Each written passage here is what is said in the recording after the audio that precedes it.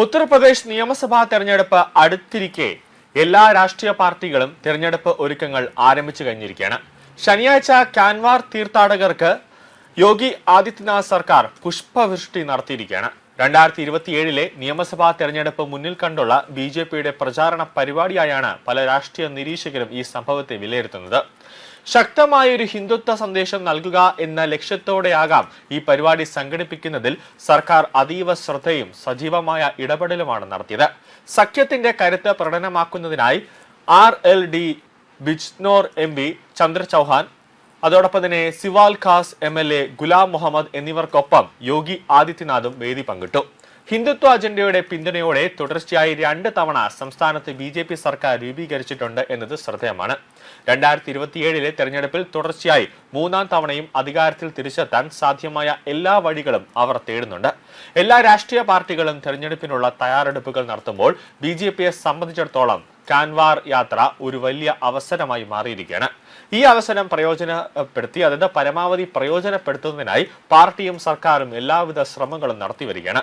ഹിന്ദുത്വ സന്ദേശം പ്രചരിപ്പിക്കുക എന്ന ലക്ഷ്യത്തോടെ കാൻവാർ യാത്ര നടത്തുന്ന ശിവഭക്തർക്ക് യോഗി സർക്കാർ ഗംഭീരമായ ഒരു സ്വീകരണമാണ് നൽകിയിട്ടുള്ളത്. വിപുലമായ ഈ സ്വീകരണത്തിലൂടെ തീർത്ഥയാത്രയിൽ പങ്കെടുത്ത ലക്ഷക്കണക്കിന് ഭക്തരുടെ പിന്തുണ നേടാൻ സർക്കാർ ശ്രമിച്ചു.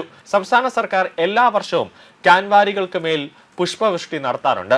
എന്നാൽ കഴിഞ്ഞ 2 വർഷമായി ഹൈവേയിലെ ദുൽഹേദ ചുങ്കയിൽ പ്രത്യേകം അലങ്കരിച്ച വേദിയിലാണ് ഈ പരിപാടി സംഘടിപ്പിക്കുന്നത്. വരാനിരിക്കുന്ന തെരഞ്ഞെടുപ്പുകൾക്കായുള്ള ഭാരതീയ ജനതാ പാർട്ടിയുടെ ഒരുക്കങ്ങൾ സജീവമായി തന്നെ ആരംഭിച്ചിട്ടുണ്ട്. ഇത്തവണത്തെ കാൻവാർ യാത്രകൾക്കായുള്ള പരിപാടി കഴിഞ്ഞ വർഷത്തിനേക്കാൾ വളരെ വിപുലമായിരുന്നു. വേദിയിൽ നിന്നും ആകാശത്ത് നിന്നും ക്വിന്റൽ കണക്കിന് പൂക്കളാണ് വർഷിച്ചത്. വിവിധ ജില്ലകളിൽ നിന്നുള്ള ജനപ്രതിനിധികളും BJPയുടെ മിറജ് ഘടകത്തിലെ ഭാരവാഹികളും വേദിയിൽ സന്നിധരായിരുന്നു. വേദിയിൽ നിന്ന് സഖ്യത്തെക്കുറിച്ച് യോഗി ആദിത്യനാഥ് ശക്തമായൊരു സന്ദേശമാണ് നൽകിയത്. പുഷ്പവൃഷ്ടി നടക്കുന്നതിനിടെ ജനപ്രതിനിധികളും ഭാരവാഹികളും ഓരോരുത്തരായി മുഖ്യമന്ത്രിയുടെ അടുത്തേക്ക് വരികയും അദ്ദേഹത്തോടൊപ്പം പുഷ്പവൃഷ്ടിയിൽ പങ്കുചേരുകയും ചെയ്തു. ഈ സമയത്ത് ബിജ്നോറിൽ നിന്നുള്ള RLD MP Chandra ചൗഹാനെയും സിവാൽ Khas MLA Ghulam മുഹമ്മദിനെയും തന്റെ അടുത്തേക്ക് വിളിച്ചു വരുത്തി മുഖ്യമന്ത്രി അവരെയും പുഷ്പവൃഷ്ടിയിൽ പങ്കാളിയാക്കിയിട്ടുണ്ട്.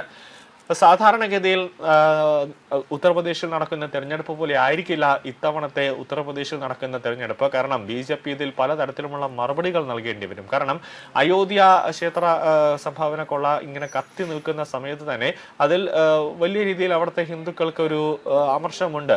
അത് പ്രതികളെയൊക്കെ പിടിക്കുന്ന രീതിയിൽ. അപ്പോൾ യോഗി സർക്കാർ SIT അന്വേഷണത്തിന് പുറമെ CBI അന്വേഷണം ഉൾപ്പെടെ കേന്ദ്ര ഏജൻസികളുടെ അന്വേഷണത്തിനും ശുപാർശ ചെയ്തിട്ടുണ്ട്.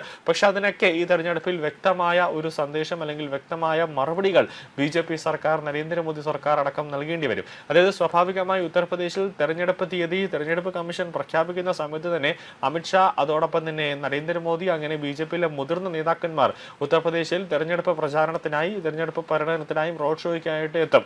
അപ്പോൾ അവർ സ്വാഭാവികമായും ഉന്നയിക്കാൻ പോകുന്നത് അയോധ്യയുമായി ബന്ധപ്പെട്ട ഒരു പ്രധാനപ്പെട്ട ഒരു കാര്യമായിരിക്കും അവർ ഉന്നയിക്കാൻ പോകുന്നത്. അപ്പോൾ ഒരു തരത്തിലും ഉത്തർപ്രദേശ് BJPയുടെ കയ്യിൽ നിന്ന് വിട്ടുപോകാൻ പാടില്ല എന്നതുകൊണ്ട് തന്നെ ഇപ്പോൾ ഓരോ നീക്കങ്ങളും അതീവ ജാഗ്രതയോടെയും അതീവ നിർണായകത്തോടെയായിരിക്കും BJP ഓരോ കരുക്കളും നീക്കുന്നത്.